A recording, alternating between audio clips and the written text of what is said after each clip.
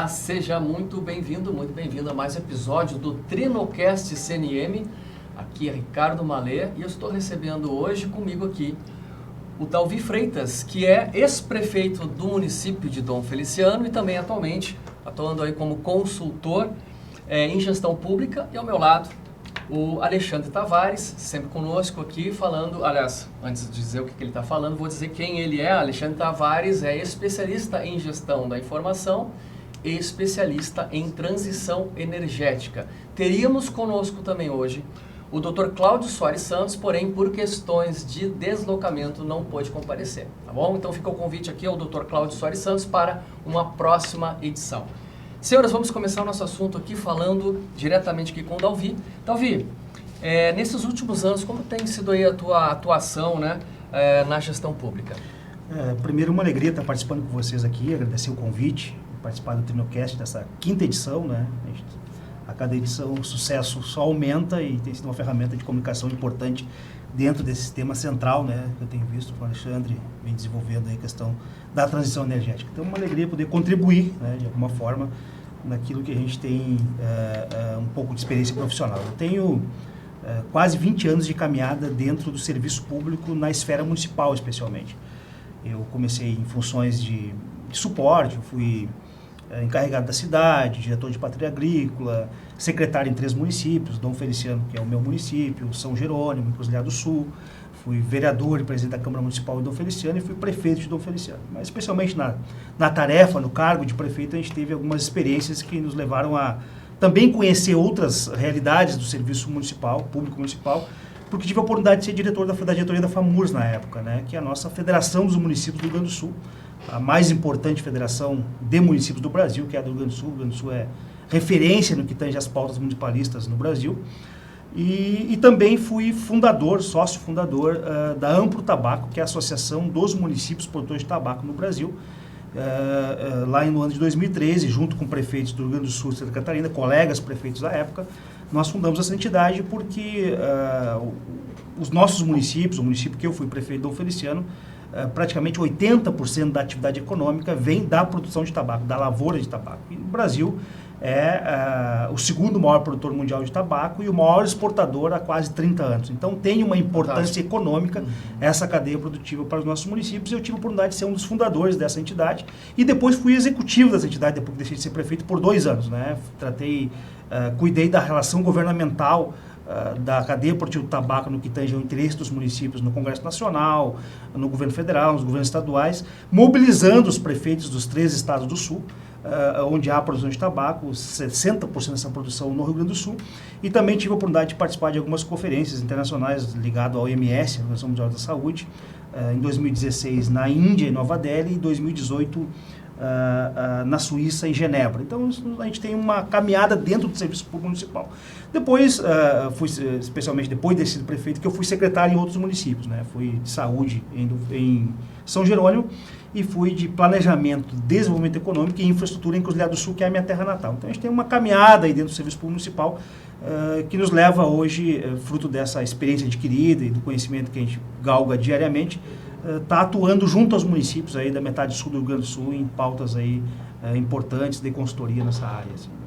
Perfeito. Como é que tem sido aí a tua experiência, né, na transição energética, em relação à transição energética? A gente vê que quando se fala de transição energética, a gente precisa linkar isso à inovação, né? E tudo que é inovação, a gente vê sempre o setor privado se movimentando muito, por uma questão muitas vezes de legislação, né? Porque a inovação, a iniciativa privada, ela não depende de legislação, muitas vezes. O setor privado, ele por si só, ele busca sempre novas oportunidades de negócio, novas oportunidades de sempre estar inovando na gestão e tal. E o setor público, ele se movimenta muitas vezes por força daquilo que está escrito, né? O setor público é diferente do setor privado. E às vezes a sociedade não tem essa compreensão, né? De que no público tu só pode fazer o que está escrito, né? No privado tu é livre para fazer o que tu quer, desde que tu não prejudique ninguém do ponto de vista da lei, né, Alexandre e Malê? Então, então como ela ainda é esse setor da transição energética, esse assunto da transição energética, ele ainda é muito incipiente nos municípios, por força, né, de que haja, né, legislação, de que haja regramento já pronto, já pré-estabelecido, para que também haja a obrigatoriedade de se cumprir questões nesse sentido. Porque há sempre aquela insegurança do gestor público, né, de que o gestor público, às vezes, muitos dos gestores públicos vêm da iniciativa privada, tem aquela ansiedade, aquela vontade de fazer acontecer também no setor público, da mesma forma que ele faz acontecer no setor privado. Mas chega lá e se depara com barramentos legais, com a insegurança dele possa vir ser punido por órgãos de controle e fiscalização em função de uma iniciativa. E como essa questão da transição energética ela é uma coisa muito recente, muito nova, ainda carece ainda de muitas informações nesse sentido, muitas vezes essas ações ficam travadas, né? Então eu venho ultimamente trabalhando junto aos municípios como consultor e também levando esses assuntos da questão da transição energética para que a gente possa ir avançando e ver logo adiante aí projetos saindo do papel e acontecendo, porque a gente sabe que o mundo caminha para essa questão da eficiência e da transição energética, buscando eficiência, buscando a preservação do ambiente, enfim. Então eu vejo que há um caminho muito grande nesse sentido para ser trilhado, né? Eu acho que é um campo aberto junto à esfera municipal, à esfera pública, no que tange a questão da transição energética. Né? Há uma questão bem real que você acabou de falar, que tem a questão da legislação e desse amparo que o funcionário, o gestor público precisa ter para atuar, mas existe um engajamento no setor público para que aconteça isso? Quer dizer, a questão legal a gente sabe que leva a uma obrigatoriedade, mas nem tudo que é obrigatório a gente faz, o ser humano é assim. A questão há um despertar de consciência em relação a isso? Você percebe isso dentro do Eu acho que ainda não. Não tenho certeza, não é? Eu tenho certeza que ainda não. Né? O que a gente tem em alguns lugares é o desejo de que isso aconteça. Mas engajamento ainda não existe, né? Ainda não existe engajamento nessa pauta, até muito por falta de consciência mesmo, né? Eu acho que não chegou ainda a consciência do que é possível fazer. Porque quando a gente fala em transição energética, tem questões muito simples, né? Ações simples, pequenas, que o cidadão comum, ou que o gestor público, ou que o servidor público pode fazer, e que isso se enquadra como transição energética, se enquadra como uma ação. Não estamos falando de... tem ações pequenas e tem grandes ações, né? Às vezes as pessoas acham que para te fazer uma coisa que se enquadre como transição energética ou qualquer outro assunto é uma grande ação, que demanda um grande investimento, um grande programa, e muitas vezes não, né? Às vezes pequenas ações do ponto de vista da gestão no município, pequenas inovações nesse sentido, elas se enquadram como um início de um processo de melhoria desse assunto da questão da transição energética. Então eu vejo que há desconhecimento, né? A falta de consciência nesse sentido, em alguns pontos há desejo, mas engajamento é praticamente zero ainda nesse momento. Você considera, né, que é praticamente zero. É. E a questão jurídica, né? Como é que tem sido essa questão jurídica para a implantação efetiva, né, da transição energética? Sabe que eu vejo que os municípios, né, o setor público como um todo, mas especialmente os municípios, eles estão sempre rescaldados em qualquer assunto que tenha inovação, né? Eu vi que houve uma grande dificuldade, por exemplo, nos últimos anos, que foi a implantação da nova lei de licitações, por exemplo. A gente viveu isso dentro dos municípios, né? Ou seja, uma necessidade do município de fazer. Se discutiu por quase 30 anos uma nova lei de licitações no Brasil. Quando se teve a lei finalmente aprovada, que era um desejo dos municípios, ainda foi necessário prorrogar a implantação da lei, porque muitos municípios ainda não tinham implantado. Uma coisa que é a sua necessidade para fazer. Ou seja, porque o setor público no Brasil ele tá muito acomodado, né? Então, quando a gente olha para essa questão, né, de inovar, de fazer coisa que está fora da curva, que é assunto recente, que são assuntos que vêm sendo debatidos de 5, 10 anos para cá, seja em conferências, seja em organizações não governamentais, ou seja, os municípios têm uma grande dificuldade, primeiro porque ele sempre acha que os órgãos de fiscalização e controle vão ser contra. Né? Então não há iniciativa, muitas vezes, de sentar com órgãos de fiscalização e controle. Eu, quando fui diretor da FAMURS, por exemplo, não havia uma única reunião que não tivesse lá presente o Ministério Público ou o Tribunal de Contas e que esses dois órgãos dissessem o seguinte: não estamos aqui para punir ninguém, nós estamos aqui para ajudar. Só que a gente só vai ajudar se tu demandar, né? Se tu for atrás, olha, eu estou com essa iniciativa aqui, o que tu acha, né? Então, assim, eles sempre agem de forma sempre reativa. Não dá porque o Tribunal de Contas do Ministério Público não vai concordar, não pode, coisa e tal. É sempre nessa forma de se proteger antes mesmo de entender o que está acontecendo, de ter a iniciativa, de buscar, de inovar, de empreender mesmo no setor público, né, como gestor. Então, isso é o principal gargalo que eu vejo assim para que as pautas da inovação, né, e a transição energética especialmente, sejam mais céleres e já tivesse algum tipo de engajamento e até algum projeto já andando na esfera municipal. Porque eu não desconheço, nos municípios que eu atuo, né, qualquer projeto de transição energética que já esteja acontecendo, né, desconheço justamente por causa dessa questão. Então, sempre se aguarda que venha alguma lei, alguma coisa, dizendo que tem que fazer, que tem prazo para acontecer, para ser implantado ações e que tem metas para ser atingidas dentro de algum prazo pré-estabelecido legalmente, para que as coisas de fato comecem a acontecer. Então, é muito moroso, né, o setor público em função disso. E eu tenho esperança de que isso mude, né, a partir dos últimos períodos eleitorais, especialmente, né, porque eu sempre falo para os prefeitos, né, e a gente tem andado bastante, conversa muito com vários prefeitos, que a gente, não muito tempo atrás, a pessoa, quando ela chegava na cadeira de prefeito, era para encerrar a vida útil, né? Como ser humano, todo mundo tem vida útil. Pendurar a chuteira, né? Fim de carreira. Eu conheço muitos prefeitos, né, que foram prefeitos no fim da sua vida profissional. Não, já realizei tudo que eu queria na vida, já empreendi, já criei meus filhos. Agora eu vou ser prefeito da minha cidade. Com 70 anos, com 75 anos, né? Eu conheço gente que saiu da prefeitura um ano depois faleceu por idade, né? De velhice mesmo, né? Então, é difícil tu esperar de uma pessoa que está no fim da sua vida útil profissional algo de inovador, né? É difícil. O ser humano é assim, né? Já está acomodado, né? Não, é difícil. Então, a gente vê que parece que a sociedade acordou antes, né? A gente tem visto muitas jovens lideranças, né? Sendo sim. Alçadas aos cargos, né? Especialmente dos municípios, de vereador, de prefeitos, né? Vem aí nos últimos 7, 8 anos, nas últimas 2 eleições especialmente, uma safra de jovens assumindo municípios, né? Jovens com 20 e poucos anos, 30 e poucos anos. Então há também uma cabeça mais aberta, digamos assim, né? No sentido de inovar, de buscar coisas diferentes, até porque há, do outro lado, uma cobrança da sociedade nesse sentido, né? A sociedade não quer mais do mesmo, né? Depois que se... Sim.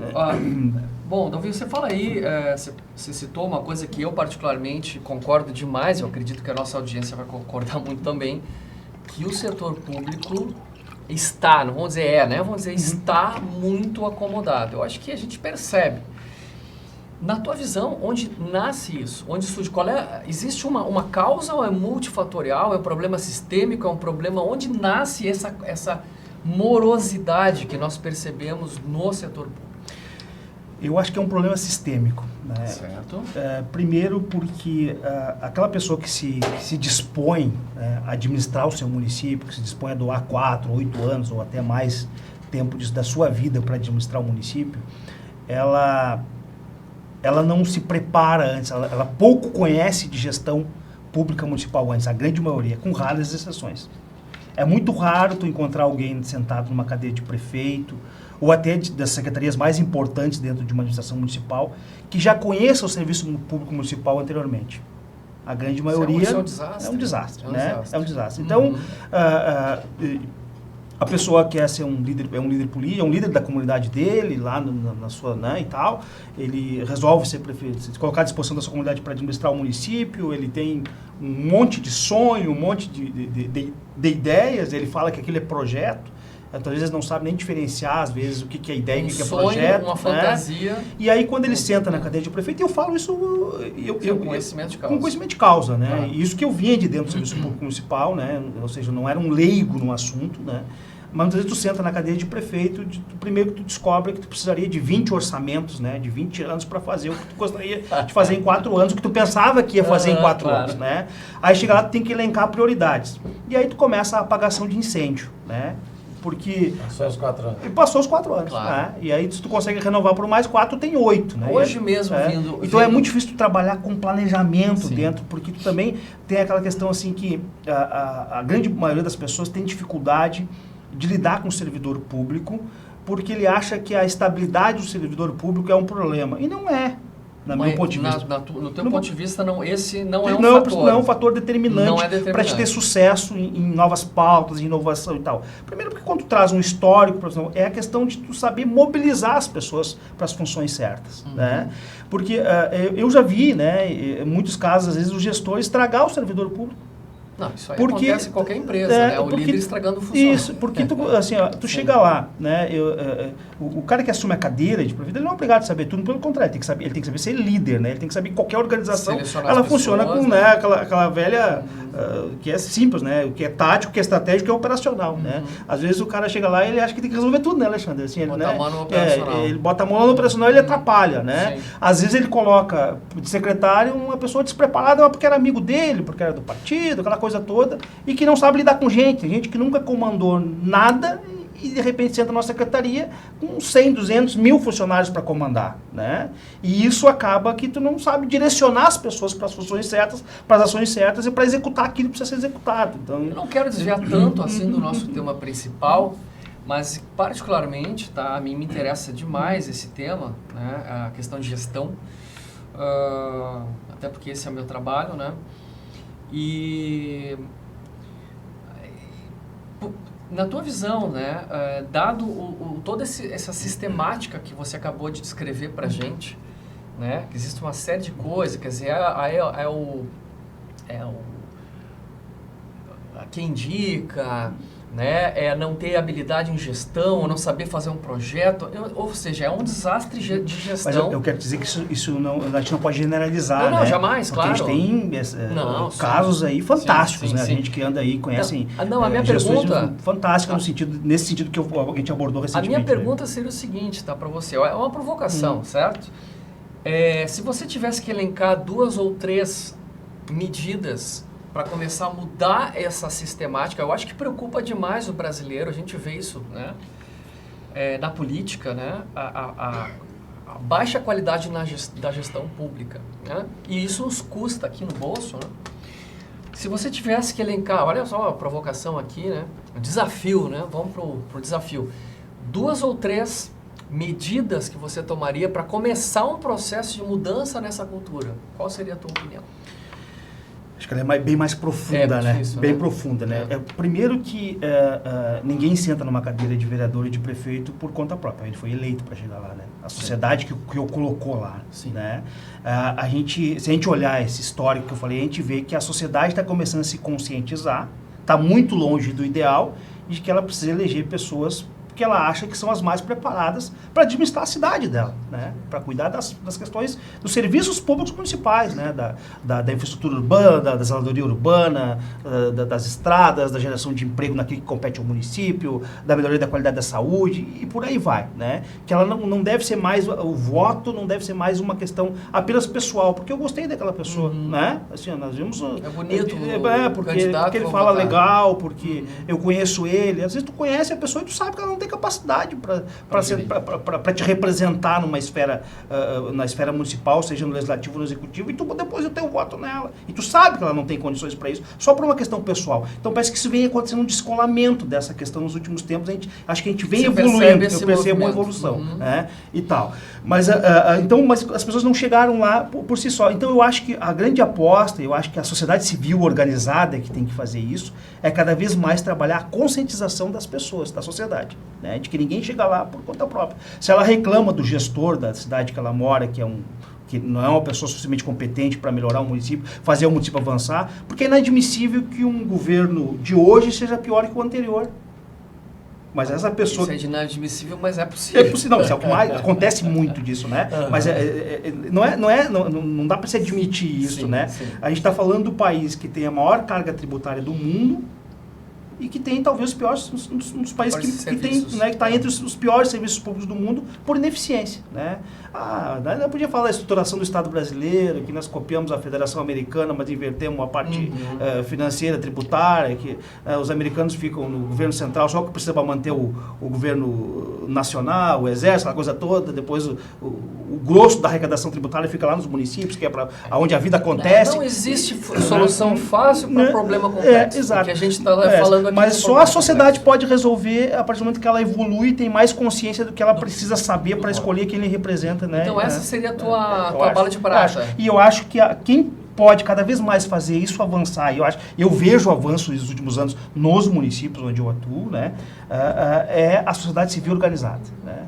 Discutindo Perfeito. com a comunidade nessas Eu não pautas, né? quero desviar tanto assim do nosso tópico central, que a gente está falando de transição energética. Essa foi uma curiosidade minha, acredito que o nosso público também vai gostar de ouvir a tua opinião.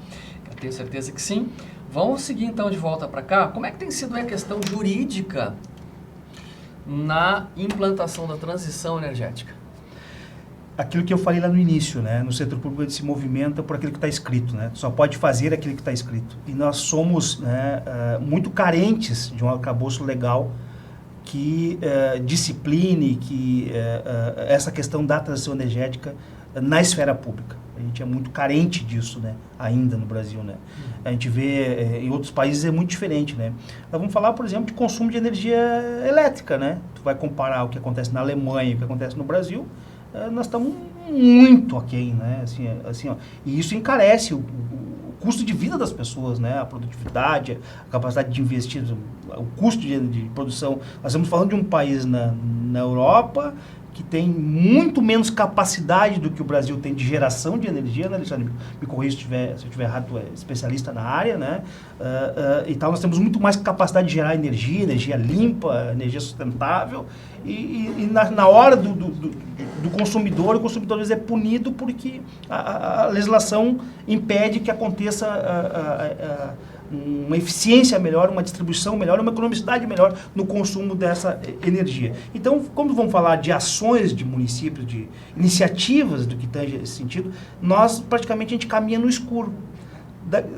Daqui a volta e meia surge alguma iniciativa de algum gestor público, né, que ouviu falar, que conversou com um especialista e que tem vontade de fazer algo no seu município. Mas quando ele vai para a legislação, para o arcabouço legal, ele não se sente seguro de investir naquele, porque ele tem medo que venha um Tribunal de Contas, um Ministério Público, né, e muitas vezes ele tem dificuldade de se relacionar com esses órgãos de controle aqui na ponta, em Porto Alegre, para sentir o que vocês entendem sobre isso aqui, eu posso fazer. Então é tudo muito novo, né? Tá nebuloso, e aí, né? como tu tá diariamente consumido também pelos problemas que tem, né? Todo dia tu resolve 10 problemas e fica Mata 20 na 10 mesa. dólares por dia, né? Isso aí. Então, às vezes tu acaba não conseguindo avançar Perfeito. na velocidade que gostaria, né? E aí tu te pauta pela eleição, tu te pauta pelo final do ciclo do teu mandato e fica difícil de avançar. Agora, quando se passa a ter legislação, quando se passa aí fica tudo mais apropriado para que alguma coisa nesse sentido possa avançar, algum projeto específico aqui ou acolá, né? Perfeito. Bom, eu quero girar a nossa conversa aqui para o doutor Alexandre, mas antes eu quero chamar aqui o nosso intervalo para o recado dos nossos patrocinadores. Aí a gente volta já já. Pensar sustentabilidade, pesquisa, desenvolvimento e inovação de processos na produção de energia limpa e de fontes renováveis é agir pela redução de emissão de CO2 no planeta. E a Vinema faz isso há mais de 20 anos, desenvolvendo projetos de culturas e processos produtivos com foco em biocombustíveis, essenciais para o fortalecimento ambiental, econômico e social do Estado e do país.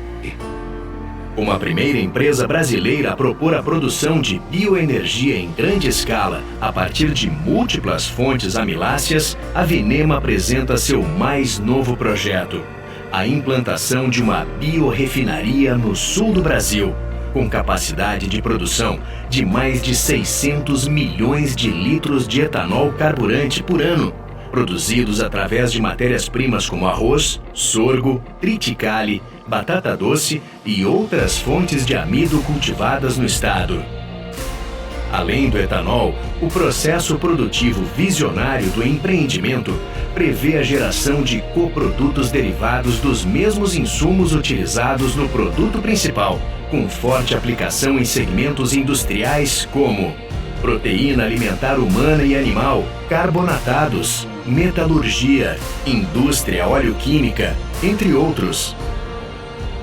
A Vinema aposta também na produção de hidrogênio verde, diesel verde, combustíveis sustentáveis de aviação e metanol verde para o transporte marítimo a partir do etanol.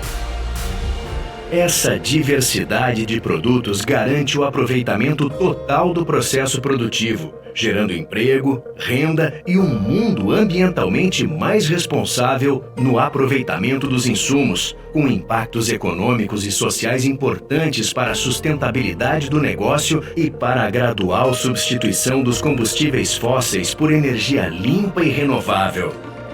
Para esse projeto, a Vinema conta com parcerias internacionais de renome no setor de bioenergia e trabalha em conjunto com importantes órgãos nacionais de pesquisa, movimentando também toda a cadeia produtiva das matérias-primas, envolvendo mais de 15 cooperativas de grande expressão no estado e alavancando a produção agrícola de cerca de 500 mil hectares, com geração de riqueza para grandes e pequenos agricultores. Energia renovável e limpa, desenvolvimento econômico, tecnologia e qualidade de vida. Este é o futuro que queremos e ele começa aqui.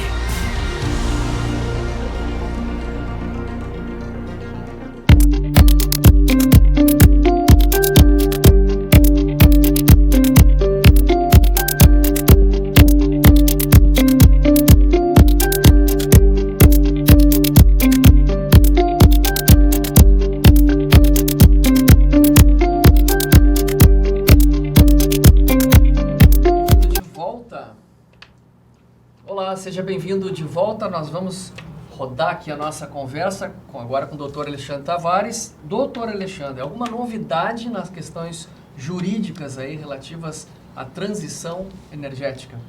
Boa tarde, Ricardo. Obrigado aí a Trinocast CNM. Obrigado, Dalvi, por estar vindo aí, meu amigo, há algum tempo, feito um trabalho aí nas prefeituras aí da região sul do Rio Grande do Sul. Temos uma novidade muito importante. Eu acho que o governo federal está de parabéns, porque a gente vem brigando por isso há algum tempo, sobre transição energética. E agora, no dia 22 de janeiro de 2025, a Lei 15.103 foi assinada, foi promulgada, foi publicada no Diário Oficial, que o programa de aceleração da transição energética. Isso o país realmente está de parabéns. E eu acho que agora o Dalvi falou uma coisa bem importante, que é a questão da fundamentação jurídica que as prefeituras têm de desenvolver alguns projetos. E essa lei, ela foi, inclusive, depois eu posso passar para vocês, possam divulgar nos canais de comunicação de vocês. Realmente os municípios agora vão poder desenvolver projetos na transição energética e que a gente possa, dia a dia, medir os resultados que esses municípios possam ter. Muito importante essa lei. As empresas vão poder estar presentes no investimento de projetos. Empresas que têm impostos a débitos com o governo federal vão poder dividir em percentuais, que tem toda uma mobilidade do governo a envolver as empresas para poder apoiar na transição energética. Então, existe metodologia para isso, onde as empresas poderão investir parte da sua arrecadação para projetos desenvolvidos nos municípios. Então, hoje, dos 497 municípios que a gente tem no Rio Grande do Sul, há projetos em todos os municípios que podem ser desenvolvidos. A inovação está aí, tecnologias, metodologias de vários projetos, desde a transição das 4 energias fósseis para a substituição para 7 energias renováveis. Tem projetos em todas as áreas, um mais demorado que o outro, mas importante que a gente possa ter um termômetro onde cada município vai poder ter a sua avaliação e a sua medição da diminuição de gás de efeito estufa emitidos na atmosfera. Já se sabe como é que esse termômetro, digamos assim, vai funcionar, não? Olha, existem vários projetos, como a substituição das energias fósseis. Aí dependendo de cada município, vai ter o seu projeto e vai dizer, olha, a gente vai começar a substituir o gás. Certo. Vamos substituir pelo quê? Aí vai ter o projeto por alguma energia renovável, a população vai ajudar, vai começar a fazer essa transição. E aí a cidade pode começar a medir, existem tecnologias para isso, onde ela vai, estou deixando de 100 famílias deixaram de usar gás de cozinha, estão usando agora só cooktop Mas elétrico. já foi, Alexandre, definido quais são os critérios? Existe um termômetro? Seria um único indicador? Seriam vários? Não, os termômetros, as próprias cidades, os municípios vão desenvolver seus projetos. Suas formas de mensurar. E vai ter o seu termômetro. Então, ela que vai desenvolver. O termômetro é uma palavra que ela vai usar onde a população vai vendo, estamos deixando de emitir gás de efeito estufa na atmosfera.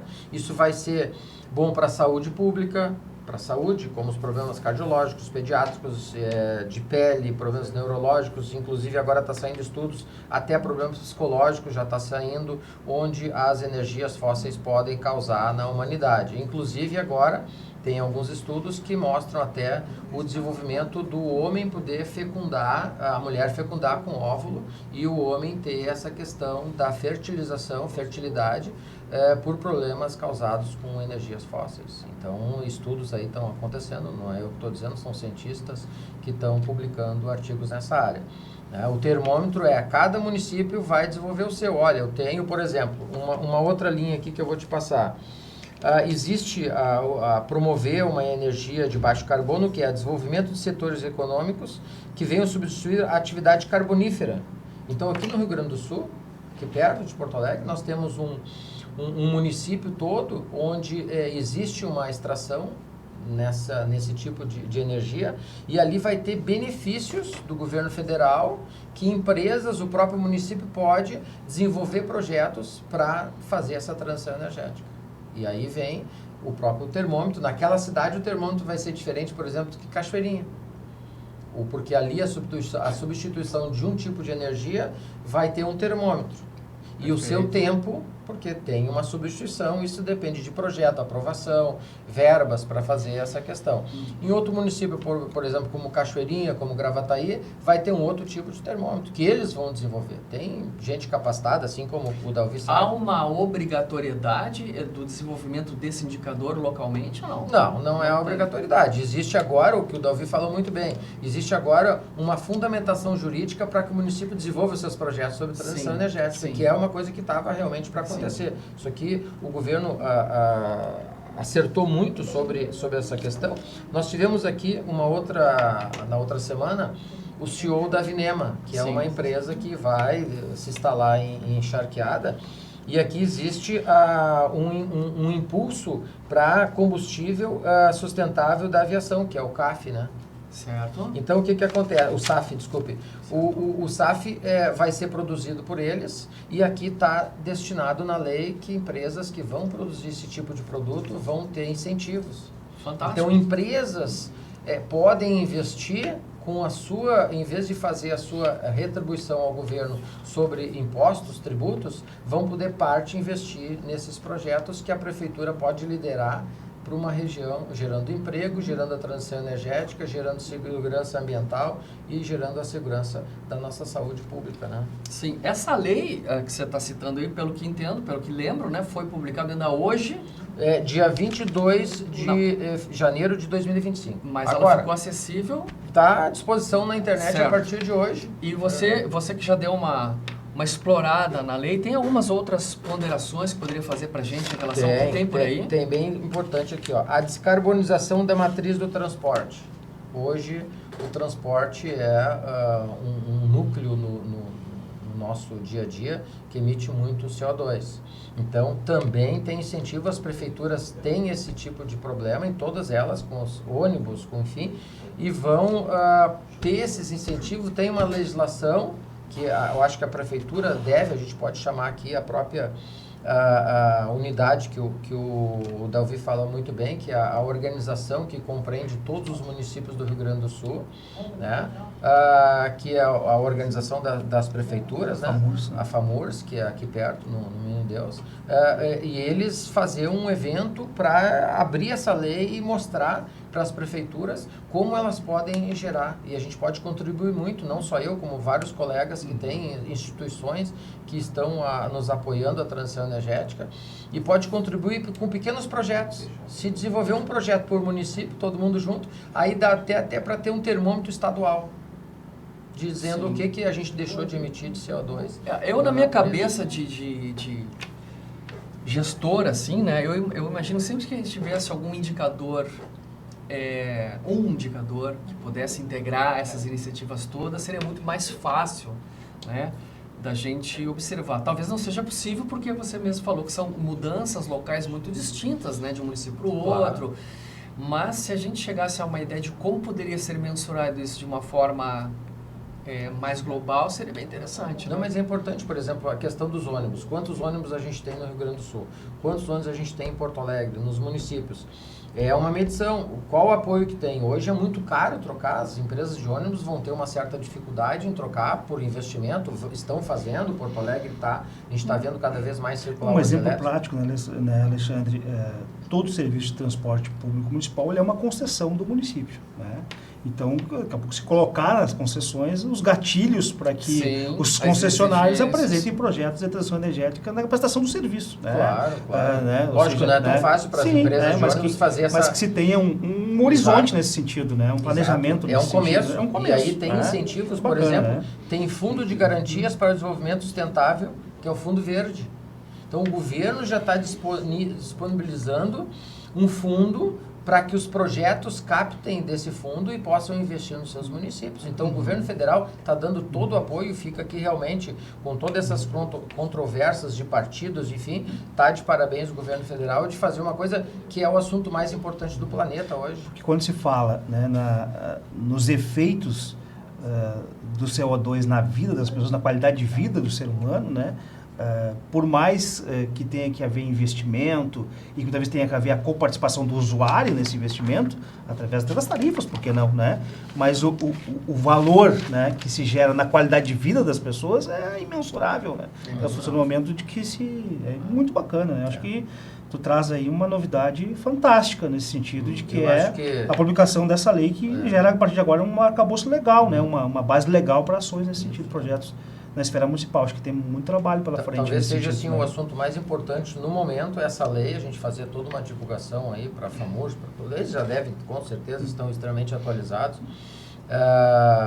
desenvolver isso, essa comunicação, para que a gente possa apoiar em contribuição, mídia, comunicação, para que chegue nos municípios, né, essa lei, para que eles possam desenvolver projeto na transição. Essa é a nossa ideia, para que realmente possa proteger o meio ambiente e a saúde pública. Né? Perfeito. Senhores, vamos nos encaminhando então para nossas considerações finais. Vamos passar aí a palavra para o Dalvi, para dar suas últimas mensagens. Muito obrigado pela oportunidade, pelo convite. Fiquei muito feliz assim, com essa oportunidade de poder conversar de um assunto que a gente gosta, que a gente atua e que a gestão pública municipal, para mim, é uma paixão, né? Como a gente diz assim, é minha cachaça. É minha cachaça, né? Gosto muito mesmo e a gente está sempre aprendendo todo dia e vendo experiências né, e poder ter a oportunidade de conversar com vocês, pessoas extremamente qualificadas sobre um assunto tão importante, tão apaixonante, que é a questão da transição energética, e tão necessária, e tão presente na vida das pessoas, e às vezes as pessoas têm isso presente mais do que elas imaginam, né, do que quanto isso está presente, e estará cada vez mais presente na vida da sociedade a partir de agora. Eu me sinto muito feliz, muito obrigado pela oportunidade. Foi um prazer. Fico à disposição também para voltar aqui quando vocês acharem que for necessário. Obrigado pela participação, Dalvi. Eu quero agradecer realmente e hoje estou bem feliz com essa questão dessa lei. É um trabalho que a gente já vem estudando há alguns anos sobre transição energética, não só o que acontece no Brasil, mas no mundo inteiro. E eu dou realmente os parabéns aí ao governo federal por estar dando mais esse passo extremamente importante, que é viabilizando o caminho jurídico para que as prefeituras e os estados do Brasil possam efetivamente começar a dar resultado na transição energética, que a gente possa ter um termômetro, né? E mais uma coisa que eu queria colocar é o seguinte, a população, a gestão da informação é de extrema importância. Então, a população ela vai começar agora a saber qual produto escolher, qual empresa consumir, porque essa empresa ela vai ser, as pessoas vão começar a escolher, eu vou usar essa empresa porque ela está participando de uma transição energética, ela tem uma certificação de sustentabilidade, a ESG cada vez está ficando mais forte aqui no Brasil, empresas vão poder mostrar o que elas estão fazendo e a população vai definir, eu quero consumir dessa empresa. Ela produz sem poluir o ar que eu respiro, a água que eu tomo, eu vou diante. Apoiar aquela empresa que vai me devolver a segurança de eu poder viver num lugar mais tranquilo, né? E a gente sabe que não é pagar a mitigação, não é fazer, eu quero pagar o que eu estou emitindo. Pagar é uma coisa, já é a mesma coisa. Eu vou fazer uma ação que vai dar um problema na outra pessoa e agora eu vou te pagar porque, desculpa, eu te machuquei. É a mesma coisa que os grandes players, os grandes produtores de energias fósseis estão fazendo, estão pagando para poder fazer o uso dessas energias, que é através do crédito de carbono. Isso não é solução. Né? É um caminho para que esse crédito de carbono possa ser um investimento para países subdesenvolvidos, para poder investir na sua transformação, na sua... por exemplo, os países estão no hospital, eles só estão pagando para aquelas pessoas poderem pagar a diária nos hospitais. Esse é o que os grandes países estão fazendo. Eu sei que você tinha me despedido, mas eu vou ter que interromper, porque realmente o assunto é muito apaixonante, né? Claro. A gente a gente enxerga, pelo que a gente tem estudado e tem visto também o que acontece no mundo afora, nos países mais avançados, existe uma linha para isso, né? Os municípios, eu falo isso na questão da gestão municipal, né? A gente precisa acelerar e implantar de forma muito rápida, já tem municípios bastante avançados nesse sentido, os governos digitais, depois vem as cidades inteligentes, depois vem as cidades sustentáveis, depois vem as zonas azuis, né? Que você já vem se discutindo muito, que são cidades de alta qualidade de vida, né? De lugares no mundo, que já existe algumas no mundo, porque se tem pesquisado. As pessoas vivem mais de 100 anos. As pessoas vivem mais de 100 anos pela alta qualidade de vida, Sim. porque já vem atingindo todas as transformações que nós estamos aqui discutindo aqui hoje, né? Então, bacana, obrigado, né? eu acho que é importante. Então, essa questão de as empresas, os países desenvolvidos que têm um alto poder financeiro estão pagando para poder emitir CO2, não é o grande, não é eu que estou dizendo, Bill Gates diz, o caminho não é mais nem pagar a mitigação, é carbono zero, porque não tem mais tempo. É chegar realmente a carbono zero. E a população, tendo essa informação, através inclusive de vocês que estão fazendo aí uma grande divulgação no Trinocast CNM, mostrar que a população tem condições de também apoiar a transição, que é definir qual empresa consumir, qual produto comprar, e a partir daí, então, essas empresas vão dizer, se eu não me adequar à questão de transição energética, as pessoas vão deixar de consumir na mesma empresa. Isso está acontecendo rápido. Quando dói no bolso do empresário, amigo, ele vai a mudança não, vem. até porque não é nem porque dói, porque eu vou ser bem franco agora, não é que eu vou defender todos os empresários, mas assim, muitos empresários não sabem por onde começar.